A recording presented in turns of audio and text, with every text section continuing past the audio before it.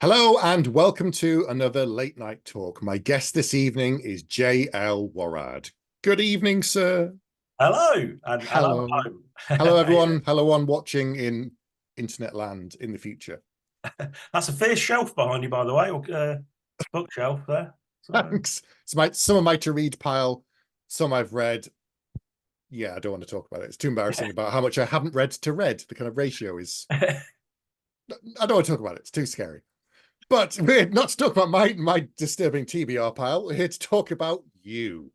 So let's go back in time, back in the wavy time machine, to when you were a wee lad.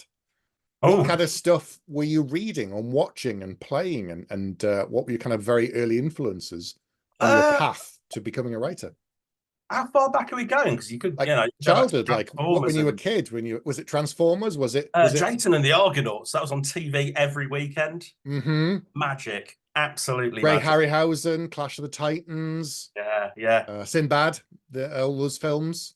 yeah, yeah. Who needs CGI? Just needs a guy with a lot of time on his hands and a pair of tweezers just moving. Harryhausen can't beat the skeletons in Jason the Oh, Argonauts come with the yeah, dragon's teeth. terrifying, terrifying. They're still creepy. They're still creepy Yeah, today. They it's were the that eyes. good.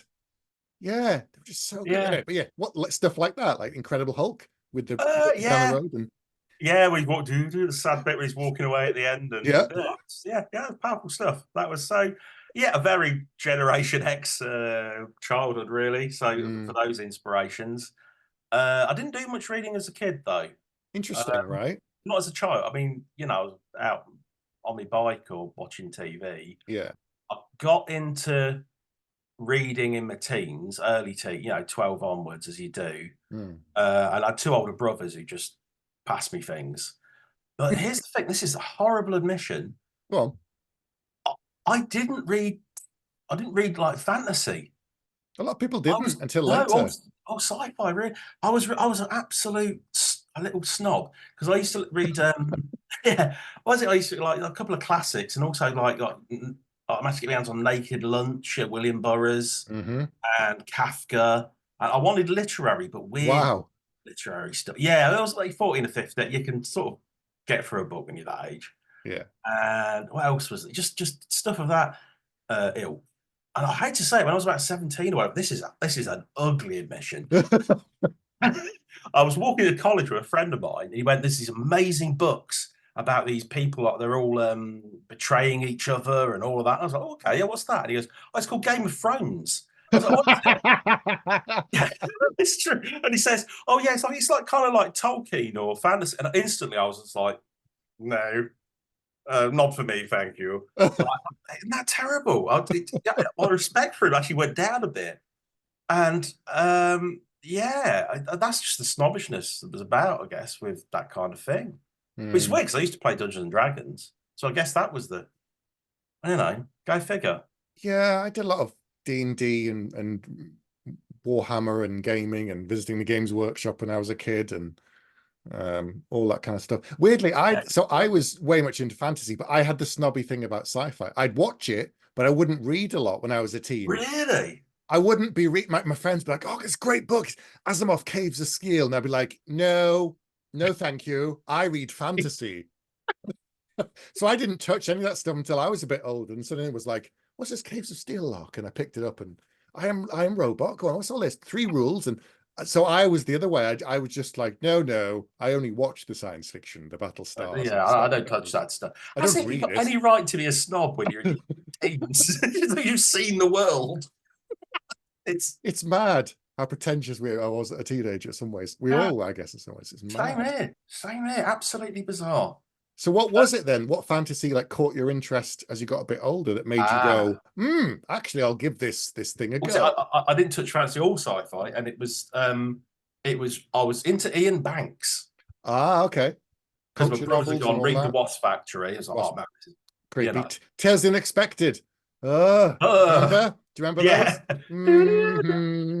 Everyone's like, what are they on? But it's an old program that was either co-executive produced or co-written by Roald Dahl. oh yes, Everyone thinks all of his stories are lovely, but if you read a lot of them, they're really dark and dark disturbing. as hell, isn't there?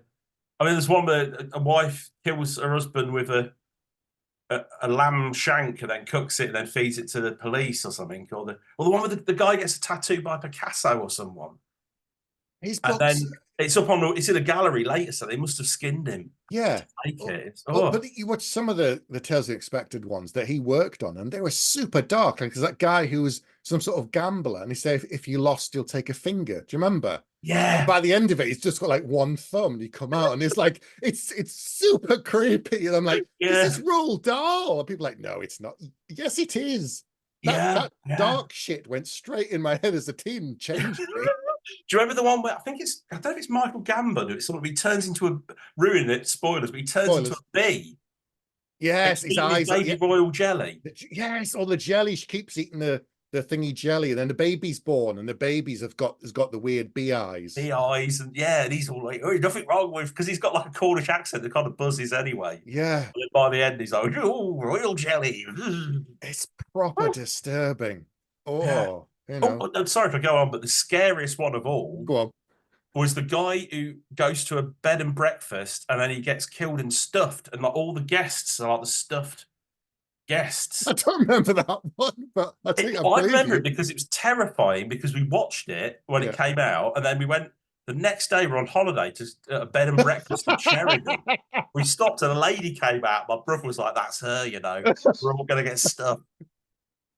But that was The joy of siblings fucking with you when you least expect yeah. them. They're a sod, aren't they? They always are. I mean, if I had a little brother, I probably would have done the same, really. Fair enough, yeah, yeah. But Dark yeah, stuff they were though. brilliant. Like, Yeah, oh man.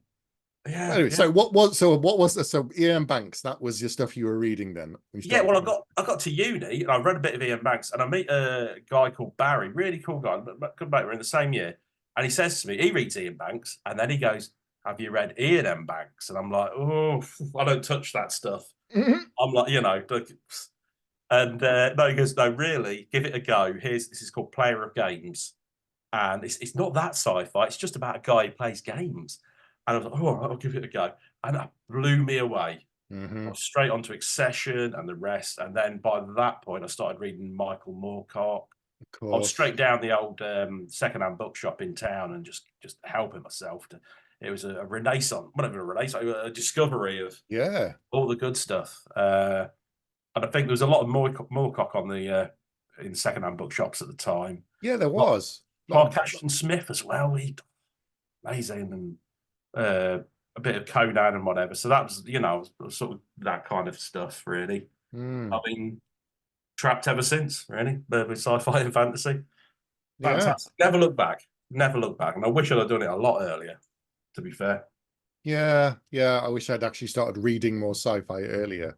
Um, Mm, mm. I, What I was your think first fantasy hit? what stuff I read. Yeah, yeah, your first fantasy.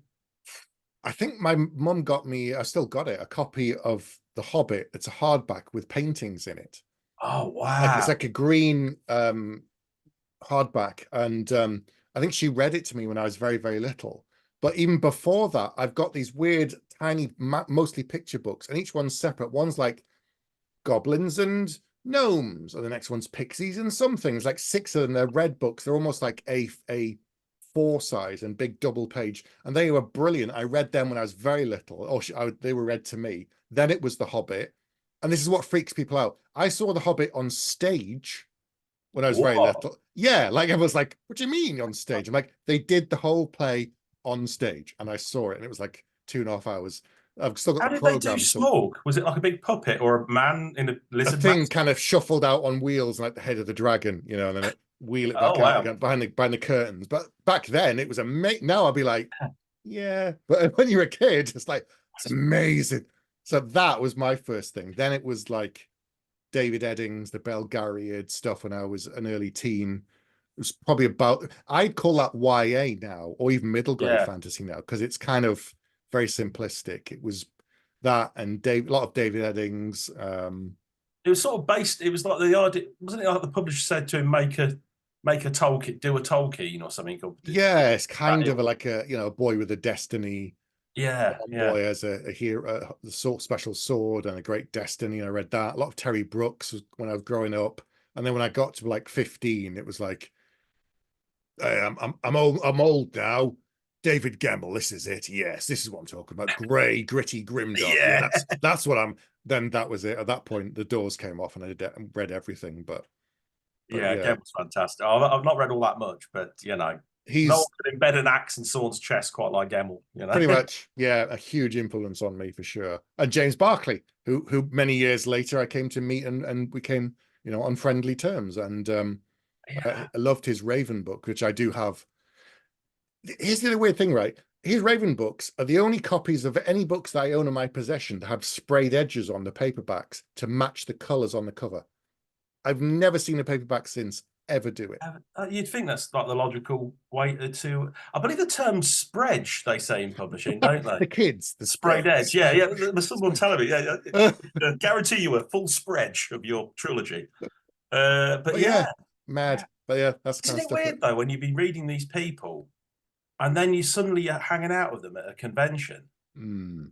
Like the first time I met Ian Banks I was in a line for I think it was the bar where they were doing real ale, and he stood next to me. I thought you're not allowed to speak to him. I'm Only just speaking as talking. spoken to, young man. Yeah, yeah. I was Sorry, like, sir. Sorry, sir. I thought they, if I spoke, they'd come and grab me and throw me out the building. Or something. But he, starts talking to me, and but it's just, it's so odd. And Yeah. immediately when I was reading Ian Bank books afterwards, I'd hear it in his voice. Mm-hmm. I do that with every writer. If I speak to them at a convention, then I start reading the book. It's in their voice. Whereas I think before with Ian Banks books, it was very much sort of like a Stephen Fry voice in my head. That's Yeah, it makes sense. Yeah. yeah, yeah. Hang Yeah. on, hang Yeah. on. Some of them are just so I think the first time I met Andy Remick, he was just at a bar at a convention. He was just such a nice guy, Andy, such a man. lovely, Yeah. lovely man. And I'd be like, oh, I've just read this book of yours. Oh yeah, we'd have a chat about it. And he was brilliant. He had so much time for people. He Yeah. really he So was. generous with his time when you asked, if you got stuck or you wanted help or you're having a moan, he'd be brilliant. Yeah, James yeah. Barclay was always fantastic. I did meet David Gemmell once at one book Really? signing. Yeah. It was on his Wolf in Shadow book tour, and he was in Leeds Waterstones, and I was living in Yorkshire at the time. So I went and I met him, and that's that thing of the voice you said of is what you hear in your head. Yeah. I know he's from the south. I know that's where he's from, but in my head, that wasn't his voice. And then he turns up, and he's this huge man in a big leather coat. He's like, "Hello." And it's just, I think at the end of his Q&A, he sort of said, "Hand up, everyone who's currently trying to write a book." And my hand kind of nervously crept up. Yeah, I was on my, I don't know, whatever novel trying to submit at that point, and he just gave us all. He was really encouraging. Just kind of said, just keep trying it. You never know. It's a lot of luck and timing and stuff. And I And was these like, things mean so much, doesn't it? yeah, absolutely. I always say this to people, like, I know getting into conventions can be difficult or it can be expensive and stuff, but as good as the panels are, the best thing about conventions is the time outside where you get to Yes. meet people, talk, sit in the bar. You don't have to drink beer. You can sit and have a soft drink or a coffee, and just, if you don't want to drink alcohol, and just chat to these people and find out about what makes them tick. Like 6 writers sat around talking about characters. There's nothing better than that. Yeah, and you can just sit there quietly, listen to them. I almost want to record them. The last one, we were chatting, and Rob J. Hayes goes, "I love this. Having these batshit ideas I'd never come up with in a million years, but hearing you spout them, like, that sounds really good." He's like, I was like, "You're right. I'm listening to some of these things. I'm thinking, I'd never write that, but that sounds so cool." I've known Can't so many beat it. people come up with ideas while they're there, for novels or stuff. Yeah, Not the it same for feeds me. me. It absolutely feeds my Mm. imagination and creativity being at Yeah. these events. But when did you first start writing? When did you suddenly think, I can do that? I'm going to write a novel. Yeah, yeah. I mean, I don't know. I'd had a couple of attempts as a kid, Right. teens, of trying to write something clever. I think at Yeah. some point I tried to write a Lovecraft style tale, but I didn't really know how to do that. And then I sort of stopped because I discovered bands and being in bands. And yeah, So because of yeah, girls and alcohol. Yes. yeah, all that, and going on, and yeah, it's like writing something you do, when you're on your own or whatever. When you got mates and you're all doing, you end up in bands, and so I just didn't do anything till because we used to tour around in the back of a van and all of that, you know, and that kind. I reached about 27, and it was all they're all sort of moving on, and I was kind of like still trying to be a rock and roll or whatever. I went, oh, no, sod this. I've got a drive to do something, but I can't. I don't want to drag people down with me. Right. These people are sensible. They want to, you know, get a house and get a proper career or whatever. I'll just keep going, doing any old job, and I'll be a writer. You know, because I always wanted to write, and by this time I like fantasy. Well, Right. I started more with science fiction. And I went, oh, I'll write a good, yeah, because there's banks and all of that, and Yeah. writers, and it was very much the space opera scene at that point, wasn't there? It was all going on. Everyone was doing that, and so that's when I was about started writing short stories when I was about 27. Really, I completed a short story when I was 27. Thought it was genius. Sent it to Interzone, straight back. Oh, That shouldn't happen to me. I'm peculiar, but bless them, they did the right thing. right. And then about couple of years of short stories, not getting anywhere. I'm just not a short story writer. And then I started on a science fiction novel, Right. and it's called Feral Space. It's got divided into 2 books. And that was, I really hit it there. But yeah, again, I was sending it out and getting turned down. And here's the thing. Um, what success I've had, every moment of success has come about because I was at a convention and I Really? knew people. I don't know what. Yeah, it's like basically I call it the Oliver Reed School of Publishing, where you just hang out at the bar, because that's what he would do. Apparently, we just hang out at the right places with theatre people, Yeah. and just But the main thing is being ready when that happens. Right. Because my first one with Feral Space, it was just I was sat with Ian Waits of Newcon. Yep. And he said, "Do you have anything out, Jim? You gone for it?" I was like, "I've got a sci-fi book." He says, "Well, I've got a friend who's starting a indie publishing thing. Do you want to give it to them?" And it's like, "Yeah, all right." And that's how that happened. Wow. Yeah, you know, and it's like, okay, have a look. And I went, yeah, okay, let's give this a go. So I don't think I've ever written a synopsis in my life, or like a proper one. Yeah. Just I wrote the what you call it letter and a bit of this and that, but I hated that, but not for a long time. And then with Pennyblade, a few years later, that was at Dublin. But yeah, and my mate Phil goes, "Oh, do you know there's a publisher's Titan? They're having a party, a big launch party, or whatever, at the Worldcon." And I was like, "Okay, then I'll go." They sometimes have bits of cake and free wine and a bag with some pens in. I'll go along to that. And I was just talking to George there at Titan. We started chatting, Yeah. and he said, "Well, send me something if you've got something." And I didn't have anything by then, but then I bloody well worked fast and got something too. And so that came through that. I don't think I've ever had, apart from 1 or 2 short stories, I've never had an acceptance by sending stuff. I just sort of have to just hang around long enough and something happens. But I think you're right. I think I'm not saying, everyone should go Hmm. to the bars, you're going to get picked up for a deal. But if No, you're no, talking no. to editors and agents, and you're not hard selling. There's a guy that Hmm. used to go to conventions. I won't say who it is. He doesn't go to them anymore. But we used to call him the shark, because he would zip between people, and you could see, talk to someone and work out who they were and what you could get from them. And then if they couldn't help him, he'd move on. And he was just basically sharking his way around the crowd. Yeah. Whereas if you've been on a bunch of panels and then afterwards you just want to relax and talk to people, you're happy to talk to new people as well. But if they're trying to sell to you, it's the last thing you want. But if you Hmm. get to know someone like you did, and then they sort of say, "Oh, have you got anything?" It's having Yeah, something ready, but it's not "Here's my book. You want to read it?" no, that's, you can tell people like that as well when you go to conventions, because they sort of like talking to you like that, and you can already about a minute into it, they start like looking around the room as they're talking to you, sort of like, "Oh, really? Oh, yeah, yeah." And then Yeah. they're off, sort of thing. But it was it's just being friendly to everyone, but like an equal opportunities friendliness. Doesn't matter if they're a big nabob in publishing, or if they're just someone who's the first convention and they're just having a look around, because you never know where someone's going to be. in Oh, a I've got some stories about that. Yeah. oh yeah.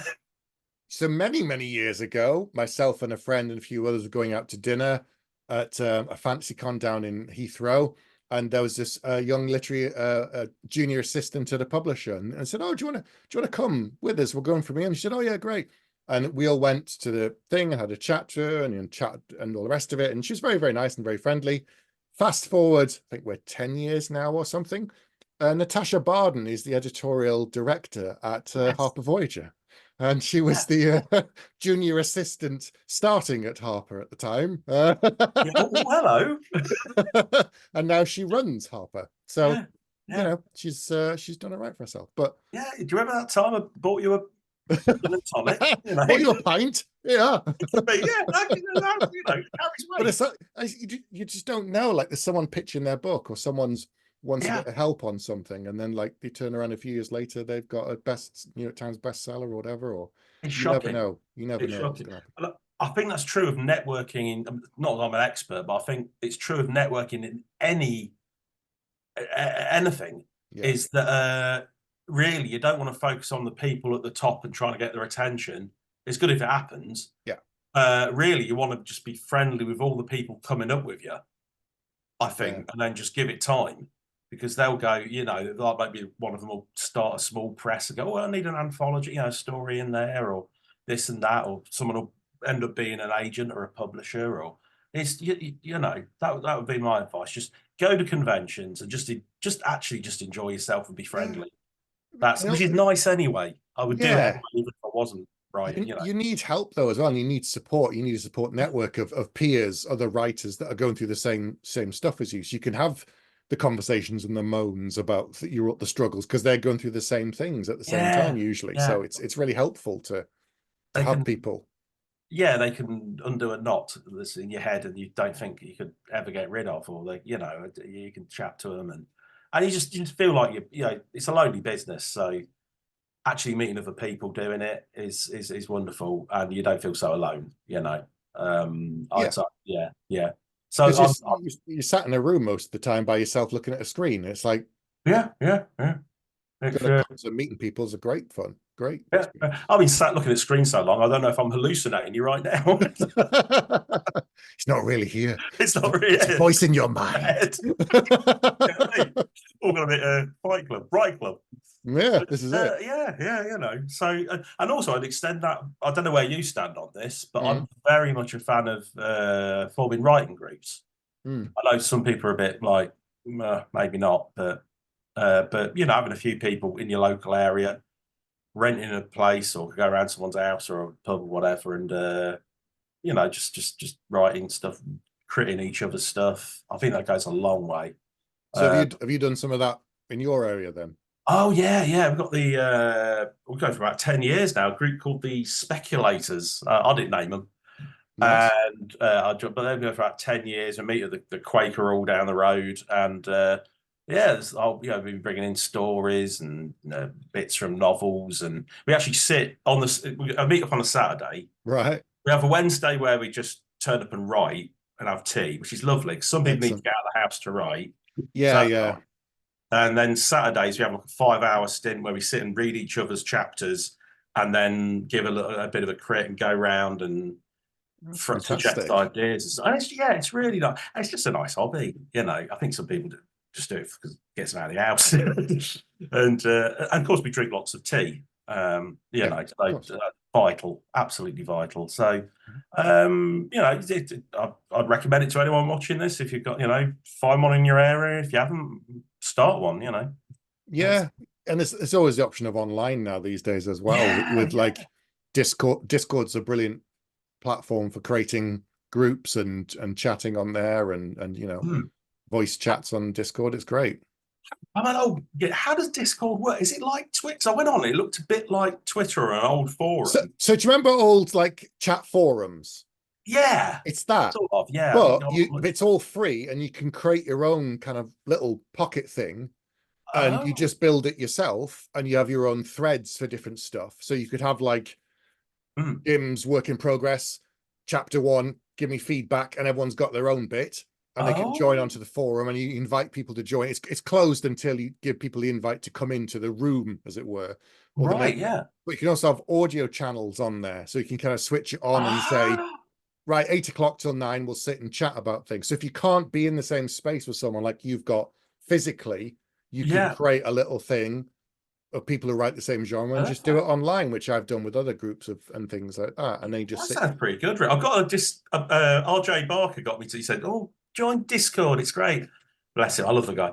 And I was like, I went on, I was like, what is this? I don't What even is know. it? Yeah. I was, Well, he's got his Writopolis that he does, which is him and a friend. yeah.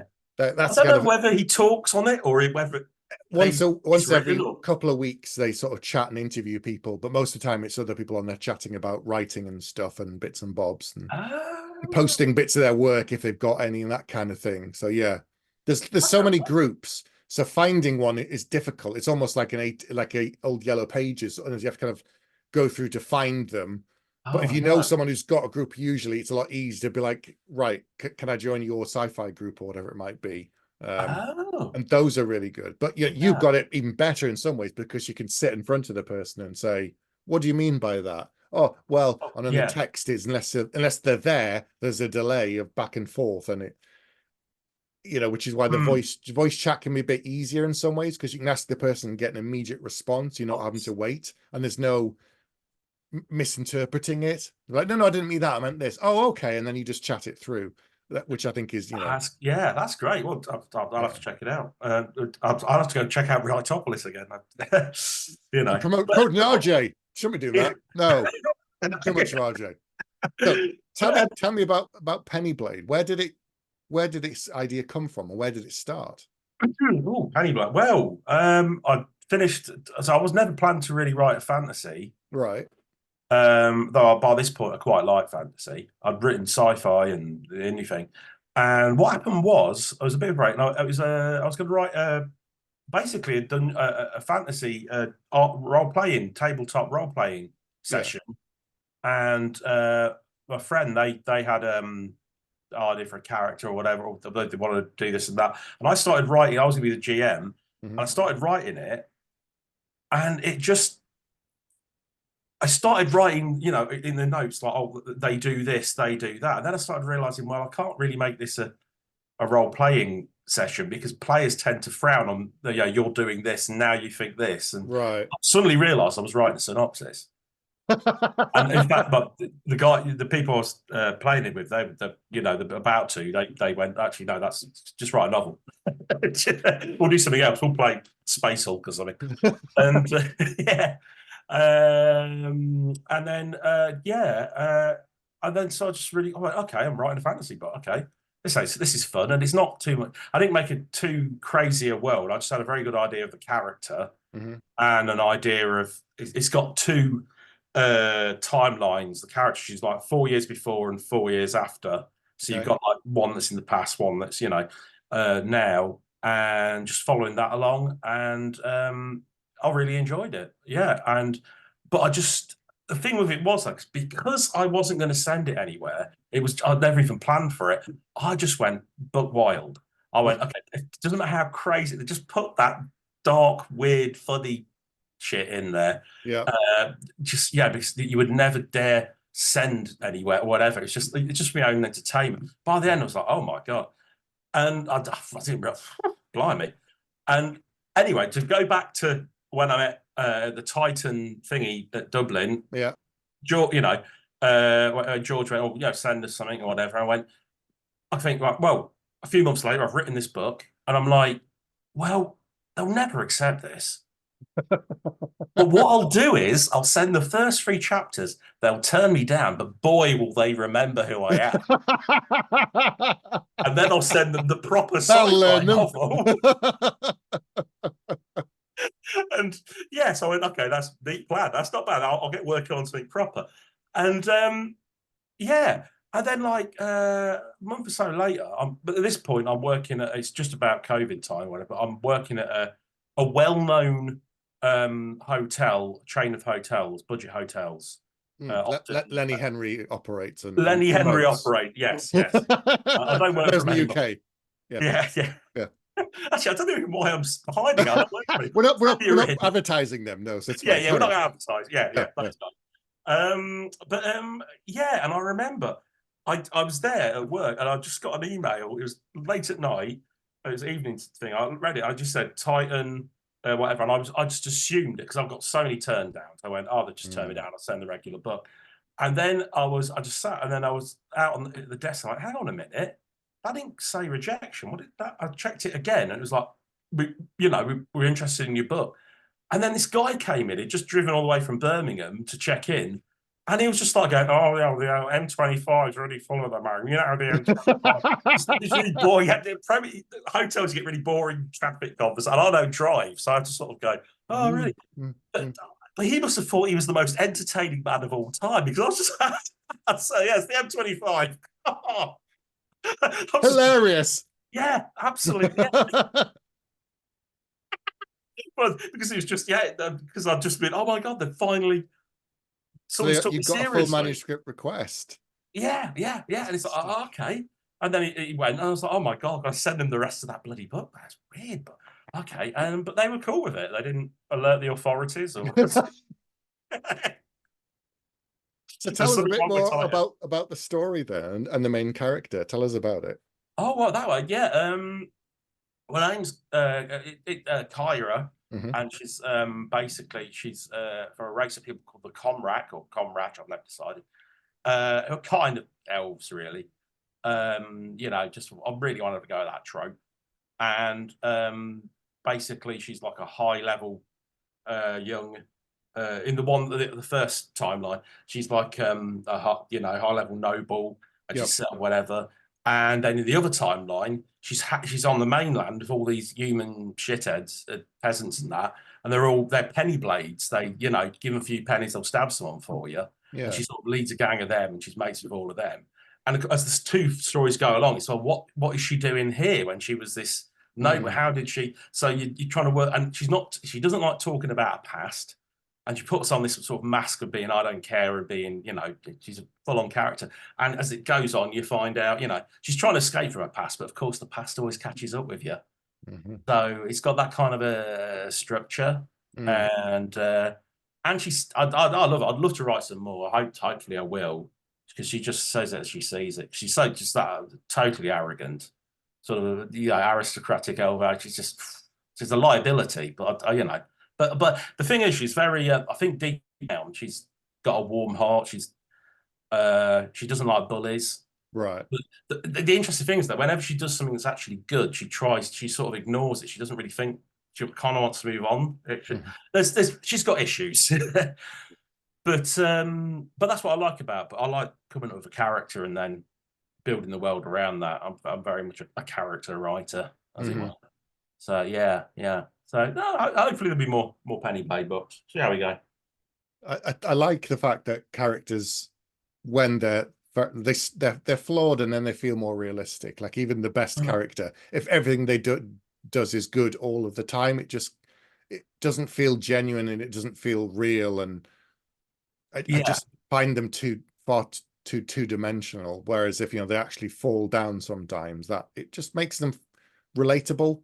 Yeah, even if they're an elf in another bloody world, if I can relate to them on some level, they still feel more like a real person to me than someone who's always like, yes, and I slayed the dragon and it was just a Tuesday, and I'm like, yeah, exactly. What can you do with that? I like broken people, messed up people, or at least people who are a little bit jagged around the edges, Yeah. Certainly it's first person as well, the viewpoint, and I've a rule with first person. Okay. It's basically if your main character is someone you'd be like stood at the bus stop with and be like, oh, I don't know whether I kind of want to listen to them, but I kind of want to go to the next bus stop. They've got to be a bit weird. What's going on with them? Yeah. But I think that if your main character is kind of a more balanced, regular person, I say go third person as a general rule. Where if they're a little bit wary, make it first person, because then they're like a little bit of an unreliable narrator, and it's like they're trying to get their bullshit over you. I think that's kind of entertaining. That's where I divide it up anyway. Yeah. What about yourself? Are you first person, third person? I think all of the books I've written have actually only been third person so far. It's one of my things that at some point I do want to do a first person book, but it has to be the right book as well. There Yeah, we go. yeah. Like I've read a lot of books that are they start as an old person, do the retelling thing of their life. You know, that kind of, Oh, I like that okay. as a mode of storytelling. I liked it when I read the Bernard Cornwell Arthur trilogy that he Oh, did, yes, yes, yes. Enemy of God and all that kind of stuff. I love that kind of approach to it. So I'm also currently reading the Christopher Rocchio sci fantasy books, and it's the same thing. Oh, He's what's it called again? The Empire of Silence, Sun that's Eaters it. is the Yeah, series. great Uh, covers. I haven't read them, but oh yeah, I've got like books 3, 4, 5. There's 2, there's 1. So I've read the first 2 and loved it. But it's that thing of you start at the beginning of the book, he's got this enormous reputation of being a killer and he's revered and he's loved. And then it's like, right, now we go back and you work through his life. oh wow, And it wow, tells, you know, the 7 books will tell up to the present, I think. So I like that kind of history approach of for his life. first person. I like the Dresden Files because that's one Hmm. adventure and another adventure, another adventure. In some ways, some of the Reacher books, I've not read all of them, but I understand some of them are first person, some of the third person. So That's an odd choice, isn't it? Yeah. yeah, so if I do a first person book, I think it's going to have to be like someone who's really interesting, like you said. If I'm going to spend time in Hmm. their skin and write it first person, I'm going to feel like they're either really weird and creepy or they're hiding something and Yeah, yeah. Even something. for themselves is a, Yeah, they have to be really interesting. I think for me, want to do first person, you'll but know it when you meet them. They pop in your head. You'll know it. You know, yeah, yeah, it works best for a character, but not an idea. If you got, I think third person. I love third person. Most of my books are third person, but that's very much a sort of an idea world building thing. You can get, I mean, you can have incredible third person characters. What the hell am I talking about? But first person is really is for the kooks. There's yeah. the out there people. You know, it's yeah, yeah. And with third, I guess I can jump to the other side of the world and just Mm, have mm, something. I don't need to find an mm. excuse for the story or the information to get to the first person. There Like, and oh, I heard this thing from the guy in the ship who told me, and oh, yeah, really? That's a good piece of information for the plot. Thank you now for telling me. Now we can carry on. So yeah. yes, it's like yes, Yeah, third get person's me. glorious for that, for the plotting and the. I love it. You know. So Uh, so Pennyblade came out in 2022. You kind of yeah, yeah, yeah, dodged unknowingly the kind of global pandemic thing, yeah, yeah, yeah, yeah. That which was. is Well, by then I was actually looking after the hotel. I had an entirely empty hotel. They paid me money for just to make sure no one burgled the TV. So I had to just sit right. there for 12 hours. So I got to do all my editing then. Nice.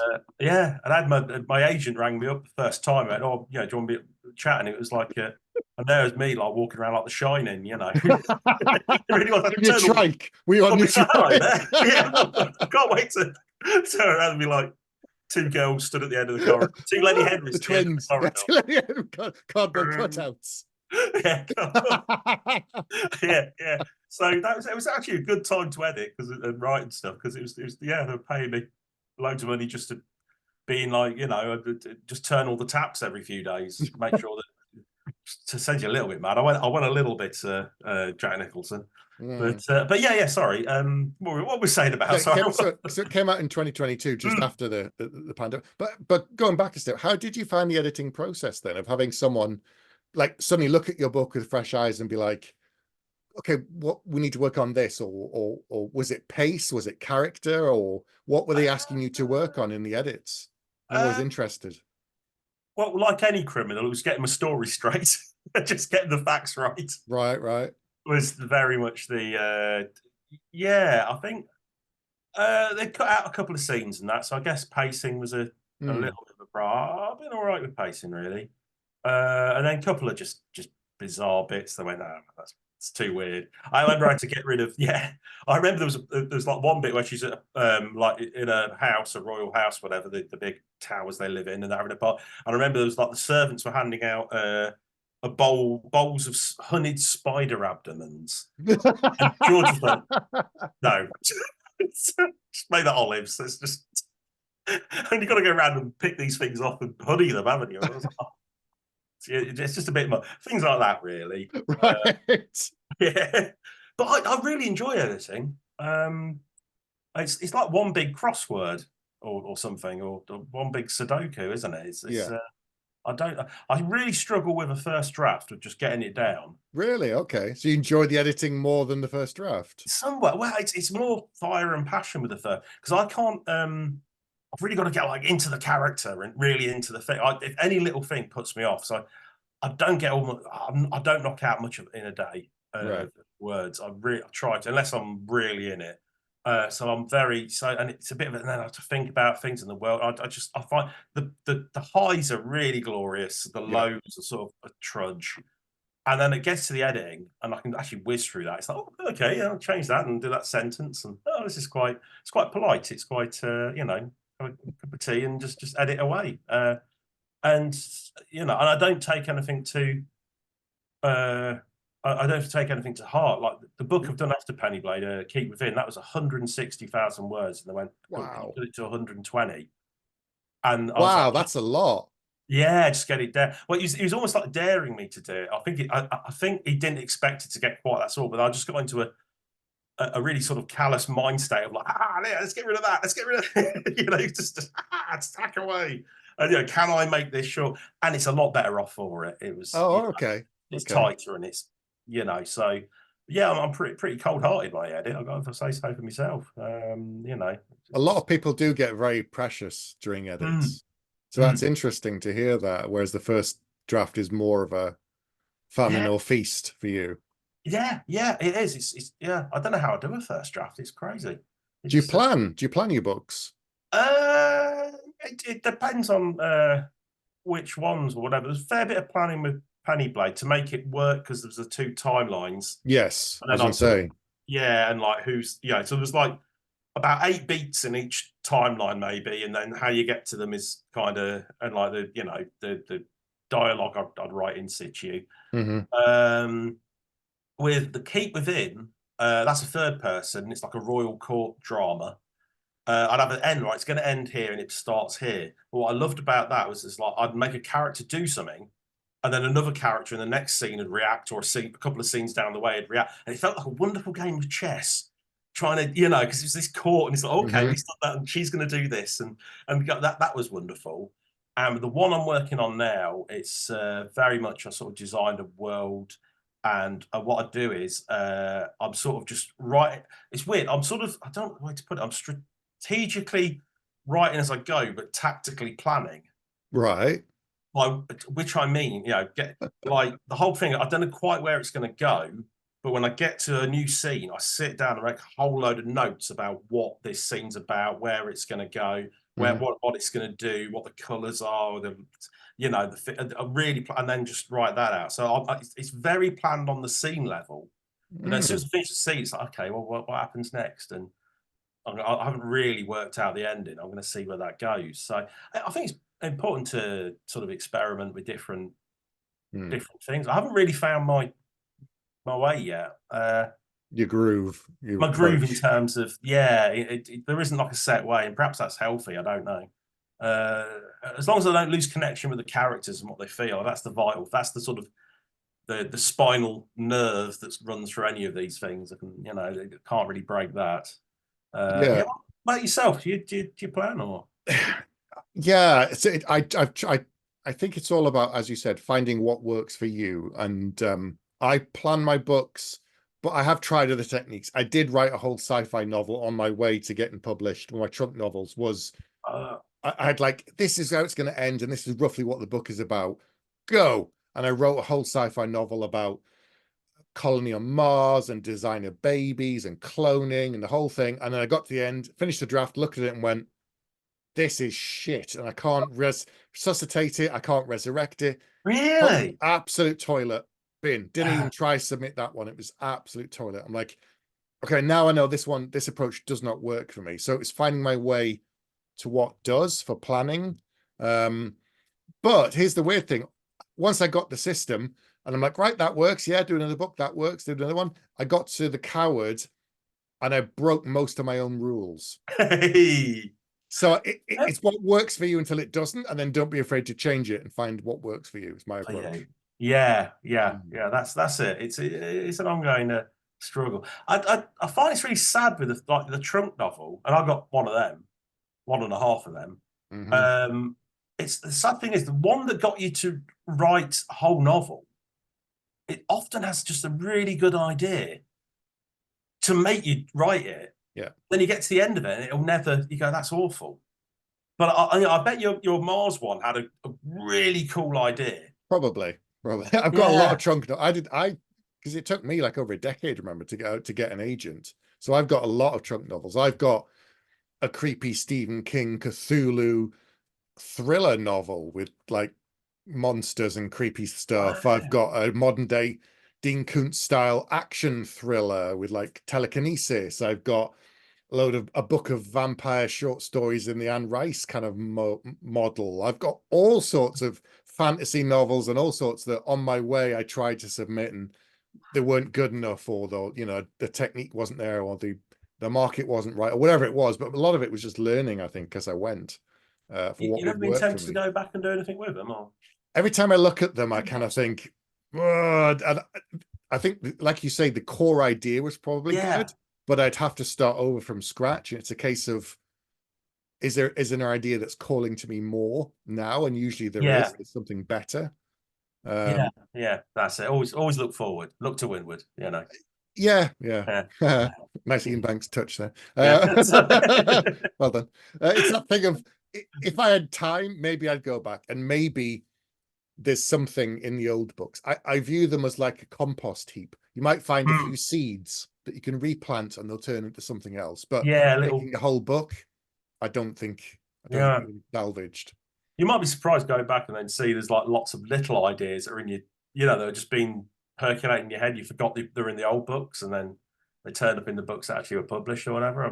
It's probably themes as well, the same. Yeah. I suspect certain themes I'm always writing about, and I don't realize it until I look back and go, oh, I was writing about that again in some capacity. I think that's probably common in the old books and the new books. But, sort of coming at the same thing in a different way. Yeah. Anna Stevens, a friend, she basically rewrote the same book over and over until she got it to a place where she thought it was ready. And that was her debut novel. So she didn't like do a new book every time. She just kept rewriting that one for years and years and years. And that became her debut book. And I was like, that sounds insane to me. That is insane, but, I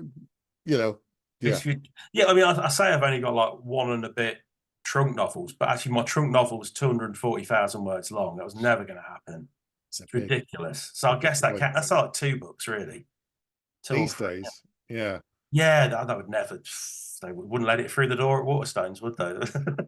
No, we've had a lot of conversations recently about length of fantasy books and how at the moment they're a lot shorter than in the majority. Most of them are a lot shorter than they used to be. It's kind of which is odd, because with ebooks, you'd think would be getting quite capacious. You could be a bit bigger, but I don't know. Maybe it's attention spans. I don't know.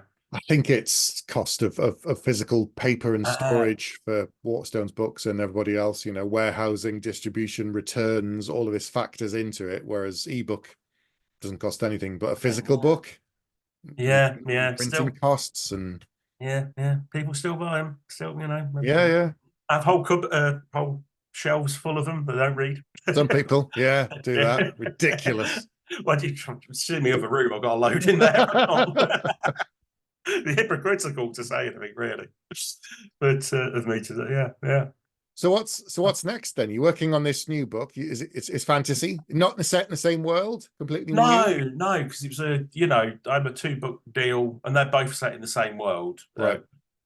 Different characters, but same world. I thought it was just like this one. It's like, oh well, that was all gritty, grim, dark, but a bit funny. Sort of luge dark, I suppose you'd call them, those books. Loosh dark, maybe. Loosh, maybe, yeah. Oh, that's nice. I like that, loosh dark.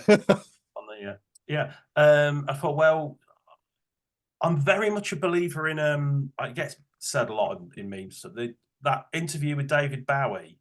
Right. There's a bit where he's talking about creativity, and he says you always want to be if you imagine it like a swimming pool, you always want to be at that point in the swimming pool where your toes are touching the floor. Because if it's anything else, that's what you're used to. If your feet are on the floor, that's what you're used to. Anything more, you become lost. It's like if you can find that zone, that's where the interesting creative things happen, because you're putting yourself in a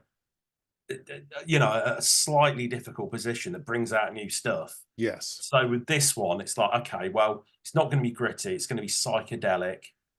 Really, it's kind of, I'm going for sort of a Clark Ashton Smith vibe. It's kind of sword and sorcery. It's Bronze Age. Oh, right. Interesting. Yeah, I thought with a little bit of Parthia thrown in on this other bit, which is obviously Iron Age, but how it's about. Yeah. And also, I cut down on the swearing and the shagging and whatever, and make something more. I don't, yeah, because I'd come to lean on it. Also, having a character that's a smart ass and says all the witty things, that's become a bit of a crutch after 2 books. Right. I've got a character who's a bit of she's like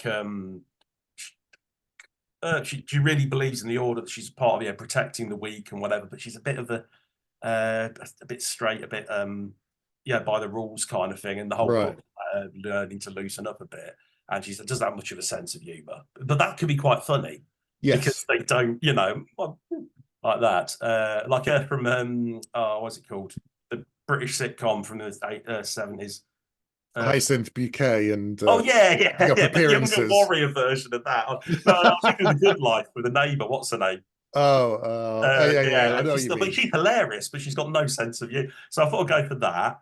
And it's and also, but I came from a very world building. So I love this idea of this world that there's no seas or anything, and it's just canyons with rivers and great plateaus, and that's all there is. Nice. So it's all along the rivers, and there's these plateaus that are like wastelands, and the gods are sort of fallen asleep, and they sleep in these tombs on the plateaus, but their dreams come out because they're gods. They have dreams, and the dreams come out, and she's having to fight to keep these dreams.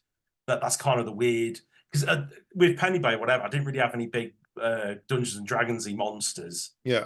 Very sort of real. Whereas, and I wanted to have that sort of, any kind of weird monster attacking thing. But of course, the ecology comes into it. Like the Dungeons and Dragons ecology could never work. It's like 20 kinds of dragons, 15 gargoyles, and then like 1 rabbit. They're all eating. It makes no sense. So I figured, okay, what's these gods' dreams? And they can all take these weird, so that's been great. So having these weird, creatures they've got to sort of fight and ward off, sort of thing. So it's very different to the ones before, and it could fall on its face, but I like the challenge, and hopefully someone they'll like it at whatever publisher, Titan or wherever, They seem to like me there. I think you're right. I think you have to keep reinventing yourself. I think you have to keep pushing yourself. I get bored very easily. And so I want to stretch myself. Everything I've done, every series I've done has been different from the previous one. So I've always done something different. I'm doing something different again. It's that thing of, the account's very different to the Battle Mage books, isn't it? I did 6 books with Mage in the title, a lot of heavy magic. And I'm like, I've done that. I've done the big magic. I've done big and all kind of stuff. And then the Karen the Warrior is like, right, I'm going to do a quest novel, modern version of that. But I actually want to talk about a whole bunch of other things. I've got a character who's got PTSD. I want to talk about, all that kind of stuff. And that was very different. And I've just done a trilogy, what's still going, the historical fantasy. That was a massive challenge. Very difficult, different again. So my hat's off to any historical author, how they do it. I mean, yourself and Claire obviously got the magical element. Just sitting around. In the bottom. Oh, God. But like you said, it's that thing, like Bowie says, you're just stretching yourself. Yeah, not too much, but just enough. So that's my advice. So I'm trying that, and if that fails, I'm going to go back to the ones that be doing all right. like the Pennyblade, because I like those characters, and I like Kara, and I want to do that at some point. So, but I thought at the moment I'm testing myself. Yeah, I think that's healthy. Fantastic. Well, we said before, but before we start recording, we've got Worldcon coming up later this year in August in Glasgow, and hopefully we'll both be there.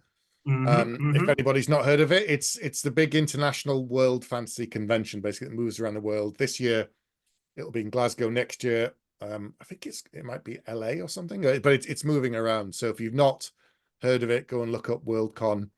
in August. In It's incredible. It really, and every time it comes through Britain, if you're living in Britain and you're into science fiction and fantasy, this is worth getting on board with, isn't it? It's you only get it like once every 5 or 10 years it comes through here or through Europe or whatever. Yeah.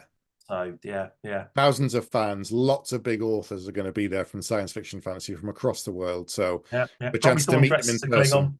Yeah, all that too. Yeah. Can't be bad. And you meet all your heroes, all these great writers and artists and what have you. Like we said, it's the best place to meet some of these people and just get to talk to them as normal people and find out what makes them tick. It's because we're so lucky, aren't we? Because that every fantasy and sci-fi writer is still an absolute nerdy fan. Yeah. They're still, they're all excited about going to Worldcon, and not, to this day, there's 60-year-old writers who are squealing about being there right now, thinking about it. It's true. It's that thing of we kind of forget in some ways that authors interact in fantasy space and so much more so than in other genres. They never see them. They might see them at a book signing, but that's it. But I'd be stood in the bar next to George Martin and Joe Abercrombie having a pint at one point, and I'm like, what is going on? But we take it so much for granted. We're so lucky within this space. So it's fantastic. It's absolutely no one's too precious. I love that about it. Every genre should have its conventions, literal physical convention, not the you know what I mean. Definitely, yeah. So, well, thanks for coming on tonight. Thanks for telling me about your books and your publication. And I'll leave links down below for everybody to find you on social media. And we'll hopefully see you next time at Worldcon, everybody. Yeah. Good night, everyone. See you. Good night.